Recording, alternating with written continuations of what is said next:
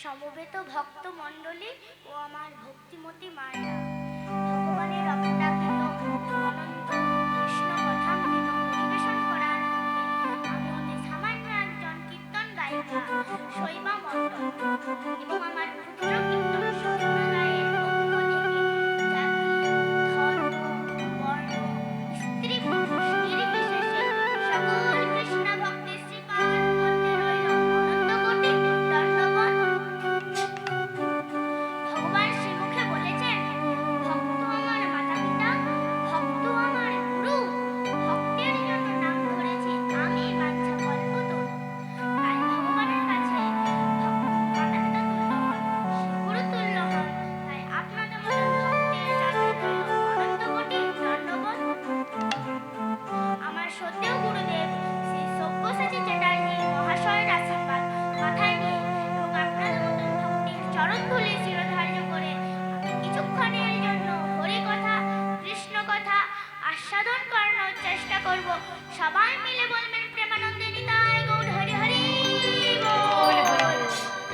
গৌর এলো রে সোনার নদিয়ায়, উলুধ্বনি শঙ্খধ্বনি শব্দ শোনা যায়, আমাদের গৌর এলো রে। আমাদের গৌর এলো রে সোনার নদিয়ায়, উলুধ্বনি শঙ্খধ্বনি শব্দ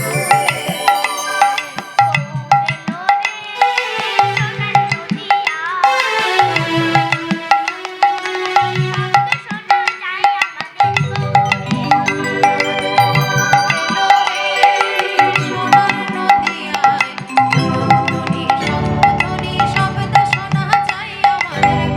রে।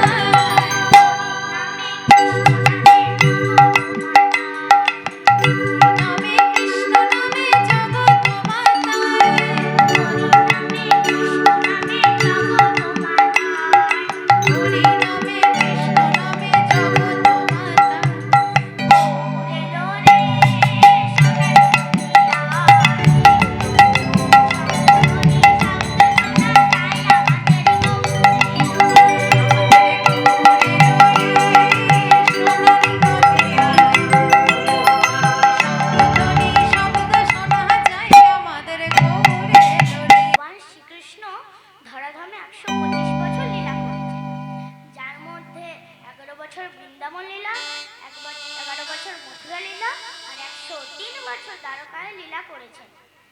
আজ আমাদের আস্বাদনের বিষয় হলো ভগবান শ্রীকৃষ্ণের দ্বারকা লীলা, অর্থাৎ প্রভাস যজ্ঞ বা প্রভাস নদের তীরে রাধা গোবিন্দের পুনর্মিলন। ভক্তমণ্ডলী মায়েরা, প্রভাস যজ্ঞ কে করেছিলেন? ভগবান শ্রীকৃষ্ণ। কোথায় করেছিলেন? প্রভাস নদীর তীরে। কেন করেছিলেন? ভক্ত আর ভগবানের পূর্ণ মিলনের প্রত্যাশায়। রাধারানীর মতো এত বড় ভক্ত কেউ আছে বাবা? 100 বছর পর হয়েছিল রাধা গোবিন্দের পূর্ণ মিলন। তাই ভগবান শ্রীকৃষ্ণ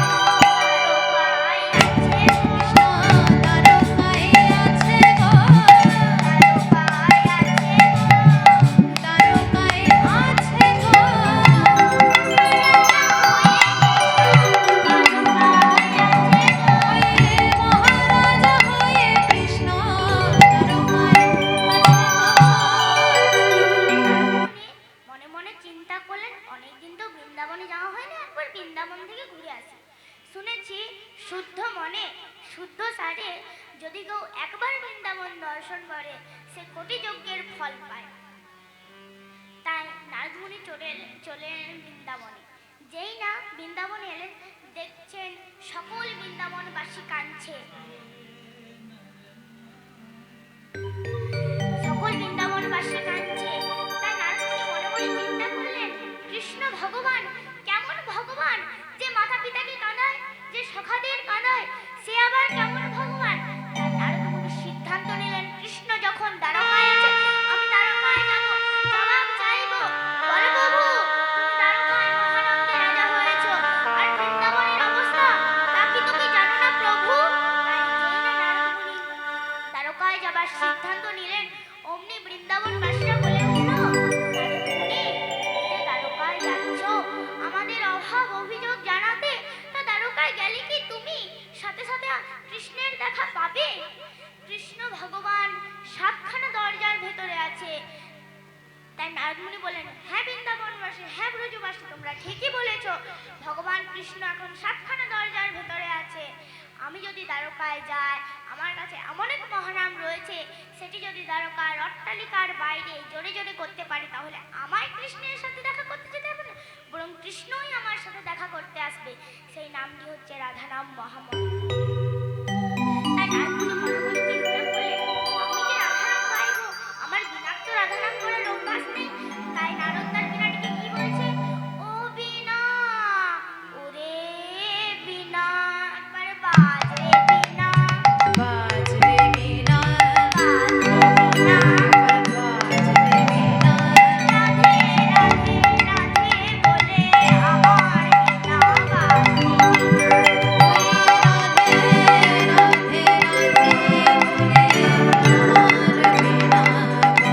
রে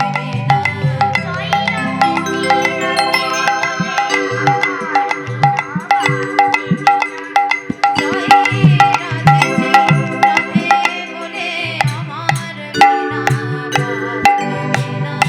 ভক্তমণ্ডলী মায়েরা, নারদমুনি কি কখনো রাধা নাম করেছে? নারদমুনি তো সবসময় একটি নামই করে, যা হলো নারায়ণ নারায়ণ। তাই নারদ তার বীণাটিকে যতবার বলতে লাগলো, বল বীণা একবার রাধে রাধে বল, বীণা ততবার বলতে লাগলো নারায়ণ নারায়ণ।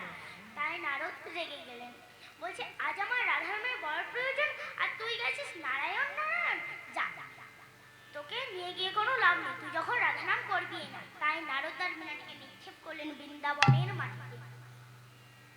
ভক্তমণ্ডলী মায়েরা, বৃন্দাবনের প্রতিটি ধুলোর কোণায় রাধানাম লেখা রয়েছে। তাই যেই না নারদের বীণা রাধানামের পরশ পেয়েছে, অমনি কি হলো, বীণা বেজে উঠিল, বেজে উঠিল,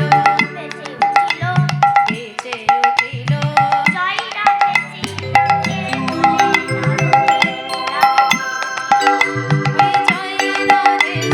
রাধে বলে নারদের বীণা বেজে রাধা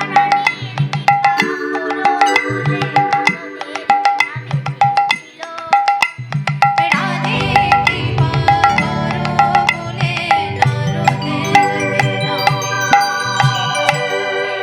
নারদের বীণা বেজে উঠল। অমনি নারদ তার বীণাটিকে নিয়ে চললেন বৃন্দাবন থেকে দ্বারকার মাটিতে।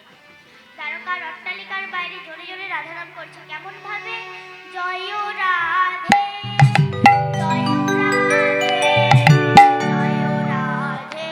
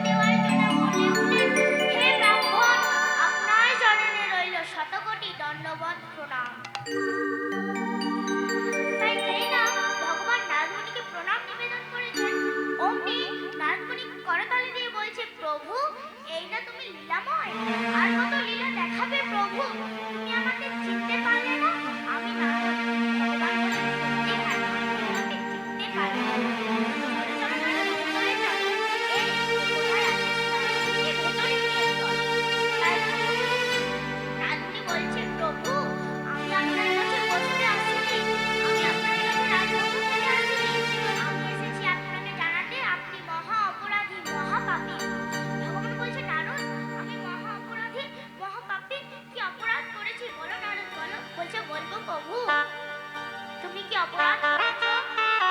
পুত্র হয়ে যদি কেউ মাতা-পিতাকে কাঁদায়, সেটা কি অপরাধ নয় প্রভু? ভক্ত হয়ে যদি কেউ বন্ধুকে দুঃখ দেয়, সেটা কি অপরাধ নয় প্রভু? তুমি বৃন্দাবন ত্যাগ করে দ্বারকার রাজা হয়েছো, আর বৃন্দাবনের অবস্থা সে কি তুমি জানো না প্রভু? শ্রীধাম, সুধাম, দাম, বসুধাম, রাধারানী সকলে তোমার জন্য কেঁদে কেঁদে কেঁদে কিন্তু প্রাণ। আর তুমি কি না দ্বারকার রাজা হয়েছো? তাই ভগবান বলেন, নারদ, কেউ যদি অপরাধ করে তার ক্ষমা আছে, কেউ যদি পাপ করে তার প্রায়শ্চিত্ত আছে। বল নারদ, আমি কি এই অপরাধ থেকে মুক্তি পাবো? বলবো প্রভু, তুমি কি করে সব অপরাধ থেকে মুক্তি পাবে? সকলকে তোমার কাছে পাবে আর আসার সুযোগও পাবে। বলবো প্রভু, প্রভাসের তীরে